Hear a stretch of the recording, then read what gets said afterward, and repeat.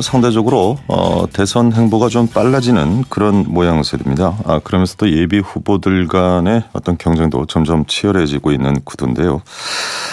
빠르면은 3월 중순까지는 후보를 확정짓겠다 이런 내부 방침이 있는 것으로 보입니다. 그래서 오늘은 촛불 전국에서 가장 급부상한 분이다 이렇게 표현해도 대관은 없을 것 같습니다. 이재명 성남시장 연결해서 말씀 나눠보겠습니다. 이재명 시장님. 네, 반갑습니다. 이재명입니다. 예, 안녕하십니까. 고맙습니다. 네, 제가 감사합니다. 예, 더불어민주당 오늘 당원당규 정책위원회에서 대선 룰과 관련된 논의 있다고 하는데 맞습니까? 그렇다고 제가 보고 받았습니다. 예, 이 경선 룰이라는 게 좀 신경 써야 될 부분인 건 사실이죠? 근데 저는 대세에 별로 영향 없다고 생각합니다. 예. 이게 어차피 국민 경선을 할 수밖에 없는 거고. 예. 전에도 100만 명 참여해서 60만 명이 넘게 투표했는데 예. 이번에는 한 2배 정도 넘을 거라고 보면 200만 명 신청해서 100만 명이 넘게 투표할 텐데. 예. 그게 미세한 무슨 경쟁 룰 이렇게 크게 영향을 미치겠습니까? 예, 예를 들면 모바일 투표라든가 또 이 국민 참여 경선 비율을 어떻게 할 것인가, 결선 네네. 투표제 당내 네. 이런 얘기들이 좀 오가는 것 같은데 혹시 결정된 입장이 있으신지요? 관련된 룰에 대해서? 저는 국민들이 볼 때 예. 룰은 아무런 특별한 의미가 없지 않습니까? 국민들이 볼 때는. 예. 근데 우리 내부의 경쟁의 룰에 불과한데 그런 거 가지고 너무 이렇게 예민할 필요 없다고 생각하고. 예. 저도 별로 거기에 대해서는 크게 어떻게 하든 간에 상관없다 이런 입장이죠. 네, 그럼에도 불구하고 이 수기 배심제라는 말씀은 언급을 하셨던데요. 그게 뭐냐면은 예. 이제 어차피 2012년 경선 룰 기준이 있기 때문에 예. 대체적으로 거기에 준하게 할 수밖에 없을 거다. 예. 그리고 이제 문 대표님 같은 경우는 본인은 다 따르겠다. 다른 후보들 의견을 받아주겠다 이런 입장이니까 약자들 마이너 후보들 입장을 고려하면 예. 현재보다는 좀 더 역동성을 좀 고려할 필요가 있고 일부 후보께서 그런 주장을 한 일이 있어요. 예. 측에서 수기 배심원제라고 하는 걸 일부 반영하자 조금이라도. 예. 여론조사보다는 더 정확하지 않냐 그런 게 예. 그런 얘기가 있었는데 그런 것 한번 고려해 볼 수 있다 이런 취지고요. 예. 제가 그렇게 하는 건 아닙니다. 저는 완전 국민 경선을 더 선호하신다 이런 말씀이시군요. 네, 그런 것 하나의 아이디어다 그런 얘기였고요. 알겠습니다. 네. 왜냐하면 더불어민주당이 가장 이 대선과 관련된 준비를 먼저 시작하는 것 같아서 이 부분 좀 예민할 수도 있지 않을까 하는 뜻에서 이제 질문을 드렸습니다. 저는 별로 예민하지 않는데 다른 분들이 예민하게 그러는 것 같더군요. 그렇군요. 예. 지금 현재로 어찌됐건 지금 문재인 전 대표가 좀 앞서가는 형국인데요. 네. 또 안희정 지사도 지금 만만치 않은 기세고. 네. 상대적으로 이재명 시장님께서 급부상하셨다가 요즘 약간 지지율은 정체 이게 좀 신뢰가 되는 말씀인지 모르겠습니다. 예, 그런 상황인데 네. 어떻습니까? 이제 이 구도에서 뭔가 더 치고 나가야 할 어떤 뭔가 좀 있어야 될 텐데요. 인물론이든 정책론이든 좀 어필하실 뭔가 더 말씀하실 게 있으신지요? 이때까지는 과거 청산에 관한 얘기를 주로 했고 거기에서 가장 진심으로 같이 한다고 생각했던 게 이재명이다 이렇게 인정해 줬던 것 같습니다. 과거에 관한 얘기고 이제는 막상 연애하다가 결혼해야 될 상황으로 바뀌면 더 신중해지는 것처럼 과연 이 나라 미래를 어떻게 만들 것이냐에 대해서 아직 논쟁하지 못했죠. 그래서 저는 앞으로는 우리가 제시하는 정책 비전이 뭐냐가 첫째 중요할 것 같고 두 번째는 실제로 그거를 말한 대로 누가 할 수 있을까를 아마 고르게 될 것 같습니다. 그래서 저는 아직 그런 얘기들을 본격적으로 하지 못했기 때문에 우리의 미래에 관한 얘기를 분명하게 제시하고 그게 실현 가능하다고 믿어지면 저는 다시 국민들이 저를 신임해 줄 거라고 생각하는데 핵심은 현재의 이 부정부패 구조를 철저하게 청산하고 그다음에 우리의 삶에 관한 이야기, 경제와 복지와 노동에 관한 이야기. 구체적으로 얘기하면 경제 영역에서 재벌이라고 하는 재벌 강자들의 횡포를 막을 수 있는 재벌 체제 해체와 공정한 경제 질서 확립. 두 번째는 국민 복지, 제가 얘기하는 것처럼 기본소득을 확대해서 국민의 가처분 소득을 늘리고 또 노동을 강화해서 노동조합이라든지 또는 불법 노동 규제라든지 이런 걸 통해서 일자리도 늘리고 국민의 그 소득 수준을 올려서 그걸 통해서 경제 선순환을 만들어야 된다. 예. 이런 얘기들이 이제 제대로 전달되면 저에 대한 뭐 기대와 지지는 좀 늘어날 거라고 생각합니다. 예, 연애 상대가 아닌 결혼 상대로서의 매력과 안정감 이제 이 그렇습니다. 부분을 말씀하셨는데, 네.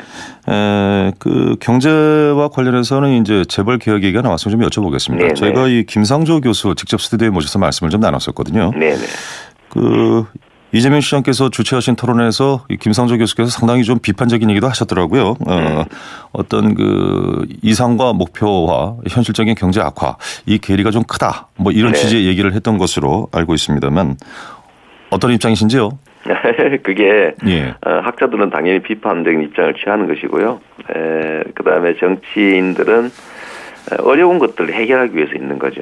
예. 제가 예를 든다면 우리 성남시 제가 취임할 당시에도 뭐 성남시 일반 회계의 절반에 가까운 그 부채들이 있으니까 아마 4년 동안 빚만 갚다가 끝나고 끝머리는 욕만 먹을 거라 아무것도 한 것 없다면서 예. 이게 일반적인 예측이었죠.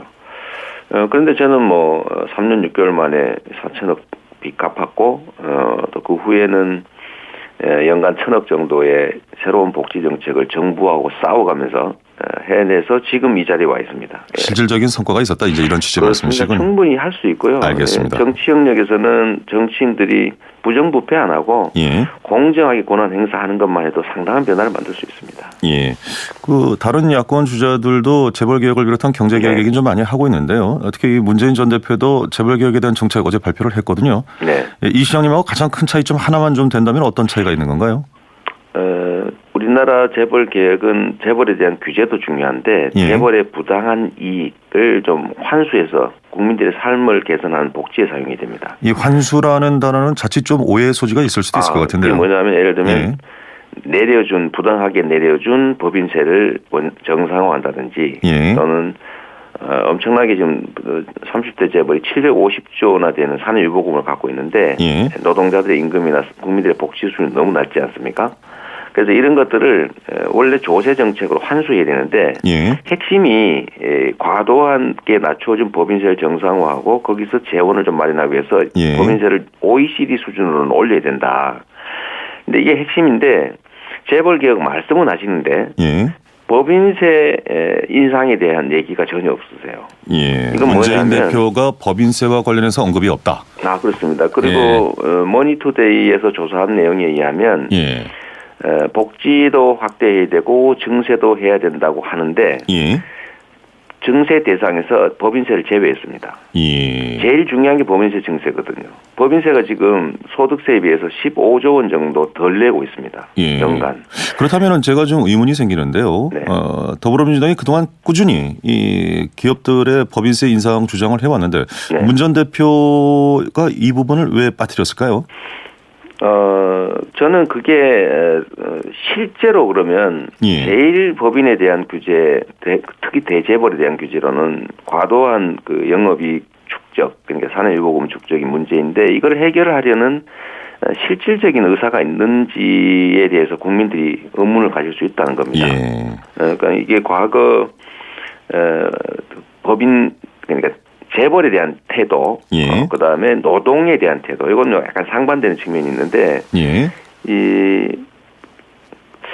법인세 얘기를 보면 결국 실질적인 재벌에 대한 제재가 되는 것에 대해서는 좀 의문을 가질 수밖에 없는 거죠. 그렇군요. 그런 네. 입장이시다라는 말씀이시고 박원순 시장도 지금 요즘 상당히 이 날선 발언들을 많이 하고 있습니다. 이제 네. 그걸 보면은 대선 전초전이 시작됐구나 이런 느낌을 좀 갖게 네. 되는데 문재인 전 대표에 대해서 청산 주체가 아니라 청산 대상이다 이런 비판을 했거든요. 네.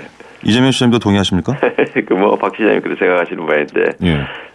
전 청산 대상이라고 하는 거는 좀 아니고요. 예. 경쟁 대상이다 이렇게 보면 될 것 같습니다. 그렇군요.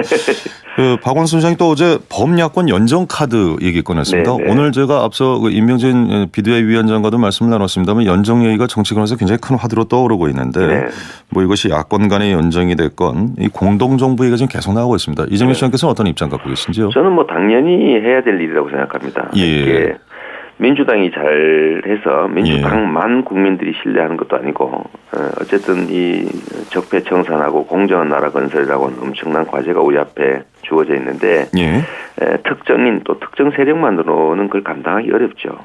힘을 합쳐야 되고 국민 입장에서는 뭐 민주당이든 국민의당이든 정의당이든 큰 차이를 못 느끼기 때문에 최대한 힘을 합쳐서 이겨야 됩니다. 이기고 그 힘으로 큰 변화를 만들어내야 되기 때문에 당연히 내용은 연정이어야 하고 그 과정에서는 야권의 통합 또는 최소한 연대, 후보 단일화는 어떻게 해서든지 간에 꼭 이루어야 됩니다. 그리고 이걸 실제 할 수 있는 사람들로 국민들은 선택하게 될 겁니다. 근데 그 실질적 연정이라는 부분이 물론 집권 이후에 그 집권자의 의중도 상당히 중요하겠습니다만 이걸 이제 시스템으로 만들기 위해서는 개헌이 주된 그 연결고리가 될 수밖에 없을 텐데 현실적으로 개헌을 고리로 한 연대 이것은 좀 쉽지 않지 않는가 시기적으로 어떻습니까? 첫째로는 우리 야권 내에 개헌을 매개로 뭐 할 필요는 없는 것이고요. 그야 뭐 대의에 동의하면 되는 것이고 둘째는 개헌이 현실적으로 불가능합니다.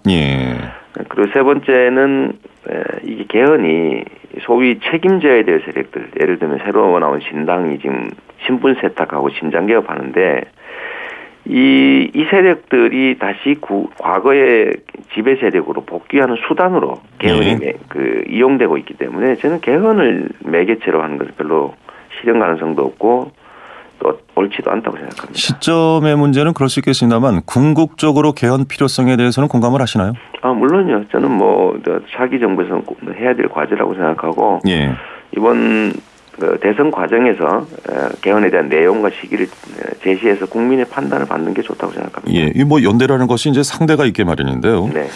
적어도 지금 국민의당의 안철수 전 대표는 현재까지는 연대란 없다 이런 입장이거든요. 어떻습니까?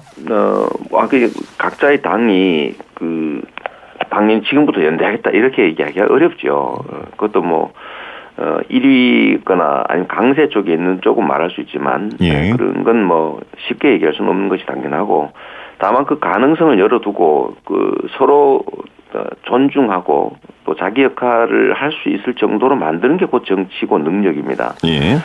국민이 원하는 바이기 때문에 야권 통합, 연대, 단일화 이건 원하는 바니까 우리 모습들 입장에서 자기를 챙기겠다고 국민의 뜻을 저버리는 것은 결국 국민들로부터 버림받게 되는 이유가 되기 때문에 저는 반드시 해야 될 우리의 과제라고 생각하고요. 그렇게 할 수 있도록 만들어야 됩니다. 꼭. 그렇군요. 그렇게 하도록 만들 수 있는 수단이 있을까요? 그건 기본적으로 국민의 뜻인 것이고요. 약간 서로 조금씩 버려야죠. 예를 들면 뭐 흡수하겠다. 예를 들면 우리 대북 관계 비슷한데 흡수하겠다고 하면 누가 같이 협력하겠습니까? 그러니까 존재를 인정해주고 그에 상응하는 몫을 인정하고 같이 할 수 있는 길을 열어주고 특히 그중에 중요한 게 신뢰와 애정이죠. 그런 것들을 만들어내야 됩니다. 이게 사실 신뢰와 애정이 없어서 분당을 한 것인데 잘 될런지 좀 걱정스럽긴 합니다만. 사람에 따라 다르겠죠. 알겠습니다. 누가 후보가 되느냐. 이 시장님이 후보가 되시면 좀 국민의당 입장이 누그러질 것이다 이렇게 보시는군요. 저는 그렇게 할 수 있도록 만들어야 되고 만들 수 있다고 생각합니다. 제가 그런 얘기까지 했는데 연대와 그다음에 통합은 국민의 간절한 여망 같은 것이기 때문에 그걸 통해서 이겨라 차이를 못 느끼게 하기 때문에 알겠습니다. 예를 들면 우리가 2, 3등을 할 상황이 됐다고 하면 저는 뭐 3등이 양보해라 할 게 아니고 2, 3등이 된다면 최악의 경우에는 뭐 동전 던지기라도 해서 단일화 해줘야 된다. 똑같은 걸 해주고 실제로 과거에 그런 일이 있어요. 정동영 전 의장님하고 이제 문국현 후보하고 2, 3등인데 그 뭐 경쟁을 하냐. 그래서 우리 어떤 신부님이 제안을 하셔.